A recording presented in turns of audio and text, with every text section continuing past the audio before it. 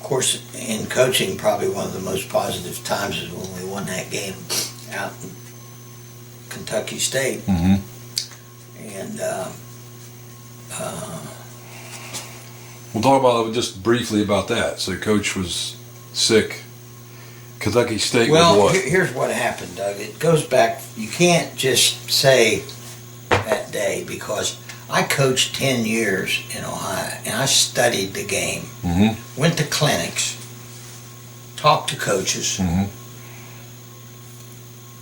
In 1 year with Coach Retton, he had a philosophy that was unlike any I'd ever heard. And it was so simple, his philosophy. And I knew it, because I've been around all these other things. So when I saw what he was doing, and it doesn't take you to recognize, Jesus Christ, how good is this? You know, I could see it right away because of the experience that I'd had. Mm-hmm. And so I knew what he was trying to do, and I knew what his players could do. And I went to Kansas City, and we had a certain way we played against those kind of teams that was successful. That's why he won out in Kansas City, because some of those big, tall, black, quick, fast teams never encountered what they encountered with Fairmont State.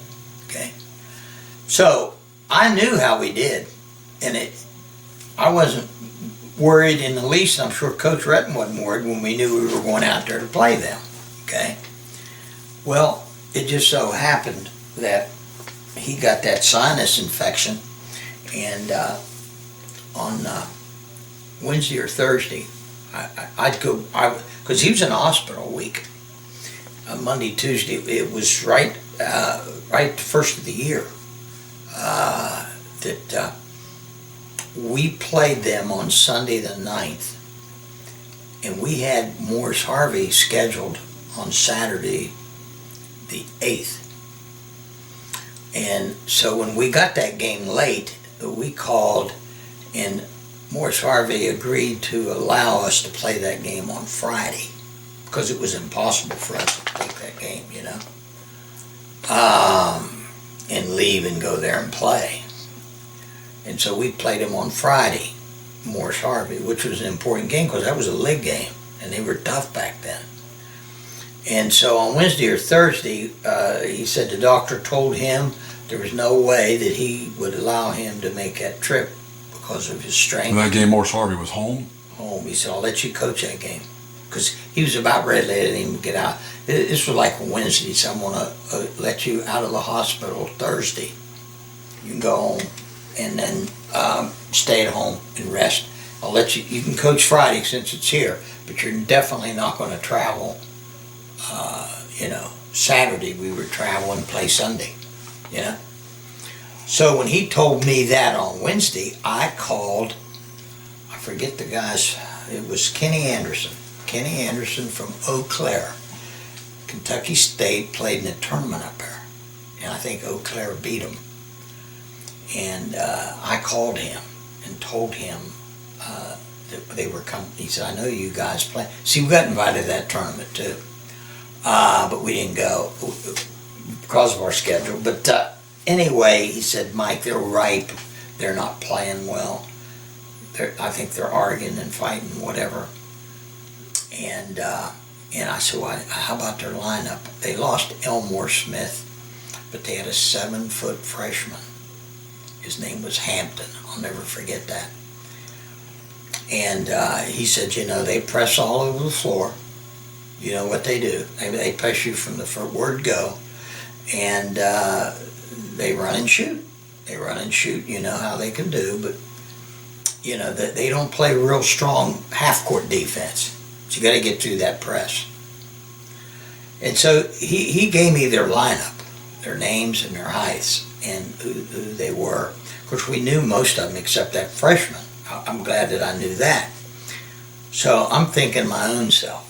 I'm not even talking about Coach Retton because he doesn't care how in the hell we get it done, but we know what our half-court defense is going to be. It's going to be a matchup. Okay? But I figured this. Lerman Battle was a sophomore. Okay? If that 7-foot freshman can guard Lerman full court, because Lerman could handle the ball decently, they're going to kill us anyway. So I'm going to have him bring the ball up. So I know what they're going to do. They're going to match up the way the hell they don't scout Fairmont State to see, well, we better put this man on. So I know when Lerman jumps center with that 7-footer, that's going to be, that 7-footer's man's going to be Lerman. You know, at least I figured it. But if they had done something different, I don't know what I would have done. But we had everybody clear out, and they threw it into Lerman. And they just went down the floor. Well, you could imagine that 7-footer trying to guard Lerman. They didn't have a press. So that eliminated the press. So now, it just so happened we had always had good ball movement against a half-court man. Always. We got good ball movement, and we shot well. And damn, Bill had 28. Bill was a freshman. He had 28 points, Lindsey, you know. And so then, on defense, you know, we're playing that matchup.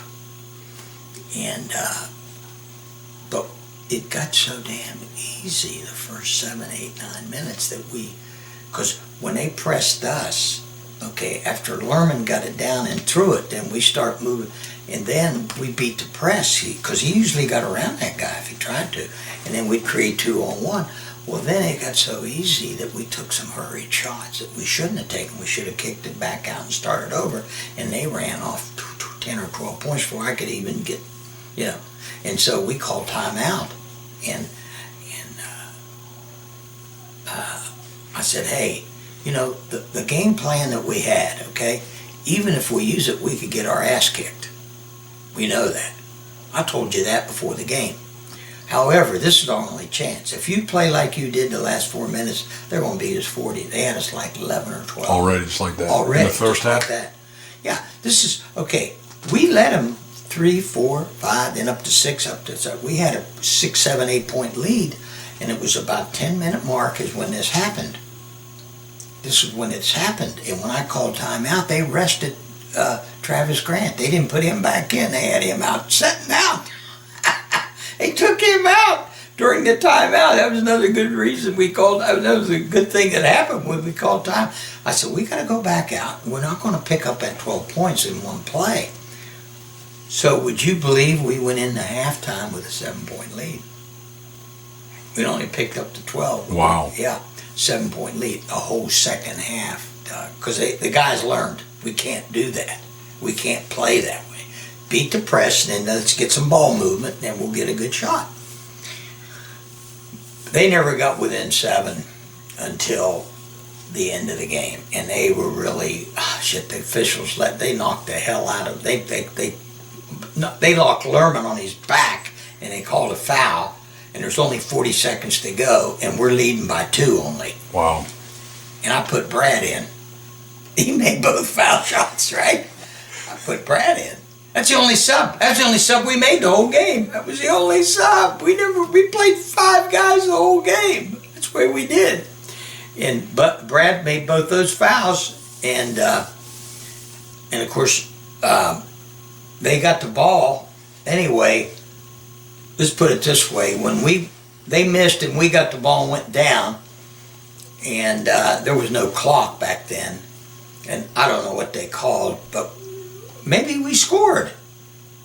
We let them go. We let them score the last basket. We had them 4 with like 15 seconds, and we let them take it down, score. We beat them 2. And Kentucky State, what was their record at the time? Well, they were number 1 in the country, and they had 2-time national champs. 2 years before, they never lost another game. After that, they finished number 1, and they won the national. They won a national championship again. Wow. What in other words, they had a record. Home they had winning. 85 straight games at home. I think they won. They had a big arena. Yeah. Well, the other thing that we were lucky about, it was January 9th. School was still on break, and the people in Frankfort, Kentucky, didn't come and see Kentucky State play. You understand? They're prejudiced down in Kentucky, right? Still, yeah. And their students wasn't there. It's a big thing. There was only about probably 40, 50 people at the game. Wow. And we had probably 10 or 12. Really? Yeah. Wow. Yeah, so that helped us too, because we didn't have the crowd to deal with. Wow. Huh. Yeah. And it was, Turned out being one of the greatest victories of all time in Yeah. Fairmont State's history.